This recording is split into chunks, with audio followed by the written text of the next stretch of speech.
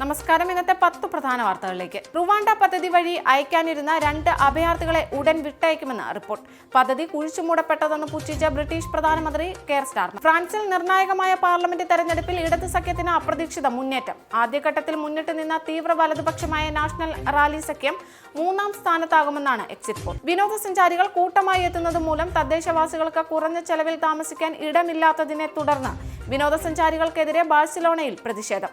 ആയിരക്കണക്കിന് ആളുകളാണ് വാട്ടർ ഗണ്ണുകളുമായി വിനോദസഞ്ചാരികൾക്കെതിരെ സംഘടിച്ച് എത്തിയത്. WWE-യിൽ നിന്ന് വിരമിക്കുകയാണെന്ന് പ്രഖ്യാപിച്ച പ്രമുഖ താരം ജോൺ സീന 2025ഓടെ താൻ WWE-യുടെ റിംഗിൽ നിന്ന് വിടവാങ്ങുമെന്നാണ് 47-കാരനായ ജോൺ സീന പ്രഖ്യാപിച്ചിരിക്കുന്നത്. US-ലെ ഉഷ്ണതരംഗം 130 ദശലക്ഷം ജനങ്ങളെ ബാധിക്കുമെന്ന് റിപ്പോർട്ട്.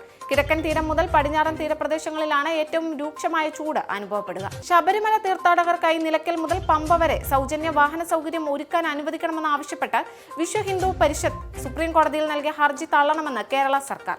നിലയ്ക്കൽ മുതൽ പമ്പ വരെ റൂട്ടിൽ ബസ് സർവീസ് നടത്താൻ അധികാരം KSRTCക്കാണെന്നും കേരളം സമർപ്പിച്ച സത്യവാങ്മൂലത്തിൽ വ്യക്തമാക്കി. അസമിലെ പ്രളയത്തിൽ ഞായറാഴ്ച 3 കുട്ടികളടക്കം 8 പേർക്ക് കൂടി ജീവൻ നഷ്ടമായി.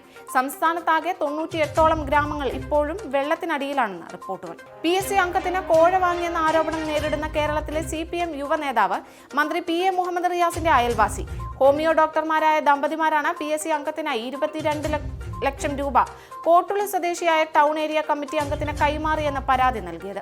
പെരുമൺ തീവണ്ടി ദുരന്തത്തിന്റെ നടുക്കുന്ന ഓർമ്മകൾക്ക് ഇന്ന് 36 വയസ്സ്. 105 ജീവനുകളാണ് അന്ന് കൊല്ലത്ത് അഷ്ടമുടിക്കായലിന്റെ ആഴങ്ങളിൽ പൊലിഞ്ഞത്. രോഹിത് ശർമ്മ ഇന്ത്യൻ ഏകദിന ക്രിക്കറ്റ് ടീം ക്യാപ്റ്റനായി തുടരും. Indian cricket controller board secretary ജയ്ഷയാണ് ഇക്കാര്യം വ്യക്തമാക്കിയത്. ഇതോടെ ഇന്നത്തെ 10 പ്രധാന വാർത്തകൾ ഇവിടെ പൂർണ്ണമാണ്. കൂടുതൽ വാർത്തകൾക്കും വിശദ വിവരങ്ങൾക്കും Anand TV UK channel subscribe ചെയ്യൂ. ഒപ്പം Anand TV mobile app download ചെയ്ത് സൗജന്യമായി ആസ്വദിക്കും.